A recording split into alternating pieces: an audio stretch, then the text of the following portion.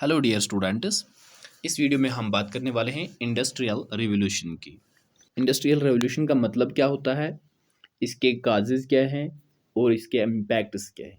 ये सारी चीज़ें हम इस वीडियो के अंदर डिस्कस करेंगे। आपसे गुजारिश है कि वीडियो को एंड तक देखना है, और जो लोग इस चैनल पर नए होंगे तो उनसे गुजारिश है कि वो चैनल को सब्सक्राइब कर लें और पास वाला बेल आइकन भी प्रेस करके रखें। तो चलिए स्टार्ट करते हैं। सबसे पहले मीनिंग, इंडस्ट्रियल रेवोल्यूशन की मीनिंग मतलब क्या है। The industrial revolution was the transition to new manufacturing processes in Europe and United States. Industrial revolution ये एक नया ज़माना था, या हम कहेंगे एक ट्रांजिशन था, एक दौर था मैन्युफैक्चरिंग प्रोसेस जिसमें हो रही थी यूरोप और यूनाइटेड स्टेट्स में। जिससे क्या है कि एग्रीकल्चरल वर्किंग जो थी वो ख़त्म हुई अब, और इंडस्ट्रियल रेवोल्यूशन आया। इंडस्ट्रीज़ बनी और इंडस्ट्रीज़ में और फैक्ट्रीज़ में काम किया जाने लगा, चीज़ें मैन्युफैक्चर होने लगी, बनाई जाने लगी। Industrial Revolution begins in Great Britain in 18th and 19th century. The Industrial Revolution is the name given to the massive social, economical and technological change. Industrial revolution जो है वो ग्रेट ब्रिटेन में start हुआ 18th और 19th century में। 1760 से लेकर ये स्टार्ट हुआ था। इसके कुछ फेजेस थे, और 1820 से लेकर 1840 तक ये कंप्लीट इंडस्ट्रियल रेवोल्यूशन आ गया था। और ये इंडस्ट्रियल रेवोल्यूशन ये एक नाम है जो कि मैसिव सोशल, इकोनॉमिकल और टेक्नोलॉजिकल चेंज को दिया गया।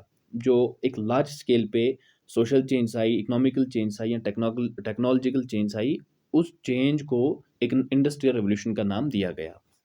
The industrial revolution marks a major turning point in history.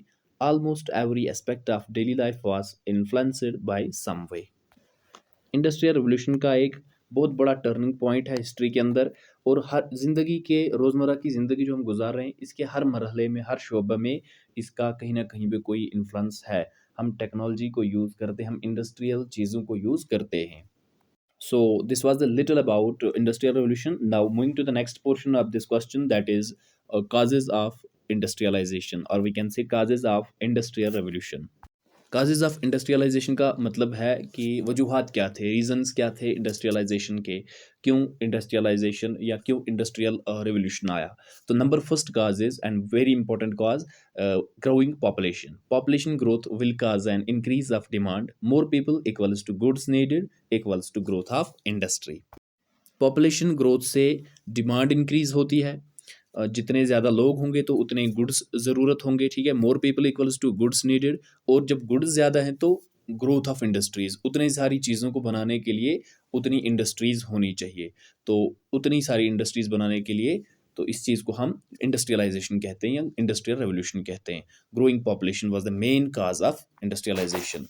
Number second is demand of goods. The demand of goods was beyond the capability of the domestic system, and could be met only through machines. Demand of goods, this was the another cause of industrialization. Demand of goods, ये domestic system की मतलब ये ability नहीं थी कि वो goods की demand को फुलफिल कर सके। तो इसलिए इन चीज़ों को मीट करने के लिए, इन चीज़ों का सामना करने के लिए मशीन्स बनानी ज़रूरी थी, इंडस्ट्रियल रेवोल्यूशन लाना ज़रूरी था। Number third is unemployment. With the increase in population, the problem of unemployment also arises. This also led towards industrialization. Population increase होने की वजह से अनएम्प्लॉयमेंट की प्रॉब्लम अराइज हुई, और इस चीज़ से भी इंडस्ट्रियलाइजेशन आई, as industries guarantee employment opportunities. क्योंकि जितनी ज़्यादा इंडस्ट्रीज़ होंगी, जितनी ज़्यादा फैक्ट्रीज़ होंगी, उतनी ज़्यादा एम्प्लॉयमेंट जनरेट होती है। Number fourth is availability of coal and iron. Coal and iron reserves in England were also one of the cause of for the industrial revolution. जो इंग्लैंड के अंदर कोल और आयरन रिसोर्सेज थे, माइनस थी, ये भी एक काज है इंडस्ट्रियल रेवोल्यूशन का, क्योंकि रिसोर्सेज अवेलेबल थे, उनको यूटिलाइज करना था। आयरन की कुछ चीज़ें बनानी थी जो मशीनों से बनाई जाती थी, या कोल को उस स्टीम इंजन में इस्तेमाल किया जाता था। तो ये भी एक रीज़न है। Now impacts of industrial revolution. Number first is urbanization. The industrial revolutions allowed people to move to the city side, which led to the establishment of the urban society. Impact means असरात. Industrial revolution से कौन से असरात पड़े एक society के ऊपर. Number first is urbanisation. Industrial revolution जब आया तो लोग सिटीज़ की तरफ भागने लगे, जहाँ पे फैक्ट्रीज़ इस्टैब्लिश की गई थी, वहाँ की तरफ लोग भागने लगे तो क्राउड ज़्यादा हुआ, अर्बनाइज़ेशन होने लगी, तो इस तरह से अर्बन सोसाइटीज़ बन गई। Now workers live close to their work places which opens doors for better employment opportunities.